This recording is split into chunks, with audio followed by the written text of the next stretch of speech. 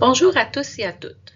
Voici un court outil pour vous soutenir dans la création de cartes conceptuelles, outil qui vous sera utile lors de l'activité du cercle de lecture numéro 3 sur la neurophysiologie de la douleur et de l'activité d'intégration liée au vieillissement du cours mécanisme physiologique en physiothérapie. Un schéma de concept, aussi appelé carte conceptuelle, est un réseau qui montre les liens qui existent entre des concepts clés relevant d'un domaine de connaissance. Il s'agit d'un outil d'intégration et de représentation des connaissances. C'est un outil d'apprentissage qui permet d'organiser des connaissances nouvelles et antérieures pour en avoir une vue d'ensemble cohérente et de valider la représentation qu'une personne s'est elle-même construite sur un sujet donné. Vous avez à l'écran un exemple de schéma de concept qui porte sur les schémas de concept. Il comporte des concepts et des liens entre les concepts qui sont indiqués au moyen de flèches. Sur une flèche, des mots, aussi appelés mots de liaison, précisent le lien entre les deux concepts.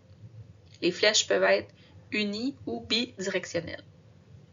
Les concepts sont encadrés par des boîtes liées par des flèches. Les concepts peuvent être reliés entre eux par des couleurs similaires des boîtes. Pour arriver à construire un schéma de concept, il faut suivre 4 étapes. D'abord, choisir et circonscrire un domaine de connaissance, le sujet.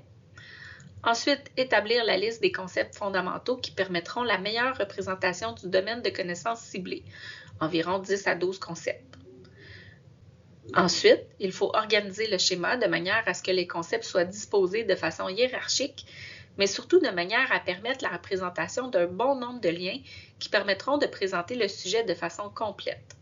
La présentation peut être horizontale, verticale ou spirale. Finalement, il faut préciser les relations entre les concepts choisis à l'aide de flèches et de mots-liens. Dans le cadre du cours de mécanisme, la première étape est déjà effectuée puisque la personne enseignante vous indiquera le sujet de la carte conceptuelle. Il ou elle pourra aussi vous fournir la liste, complète ou partielle, des concepts liés au sujet selon les consignes du travail. Il vous reste à organiser les éléments en un schéma qui représente votre compréhension du sujet et préciser les relations entre les concepts. Voici un autre modèle de schéma à partir d'un concept simple que tout le monde connaît, la pizza. Ici, le concept central est la pizza. Il y a 3 sous-concepts. Le concept 1, les ingrédients qui sont présentés en vert. Les ingrédients sont composés de pâtes, de sauce, de fromage, de garniture. Le concept 2, la préparation, qui est identifié en orange. La préparation inclut préparer de la pâte, ajouter la sauce, ajouter des garnitures, cuire au four.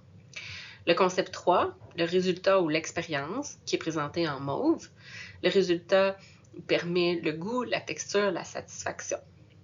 Vous pouvez voir sur le schéma les liens transversaux pour montrer les relations entre les concepts, donc les mots de liaison, soit les ingrédients et la préparation qui influencent le résultat, la cuisson qui détermine la texture, ou les préférences qui déterminent le choix d'ingrédients et la méthode de préparation.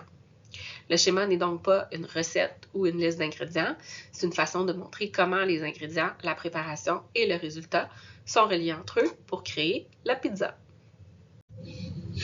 En terminant, je vous invite à prendre connaissance de la grille de correction de ces travaux qui sera la même pour les 2 travaux.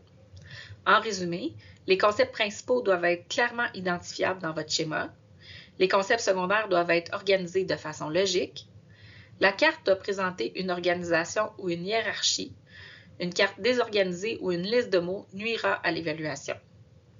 Les concepts doivent être reliés par une flèche, qu'elle soit unie ou bidirectionnelle selon la pertinence, et accompagnés d'un lien explicite, soit un mot de liaison, qui décrit la relation entre les concepts de façon appropriée. Par exemple, entraîne, modifie, influence, permet, limite, etc. Les informations de votre schéma doivent être justes et conformes à la lecture que vous avez faite et exactes. Donc, bonne chance pour ces travaux.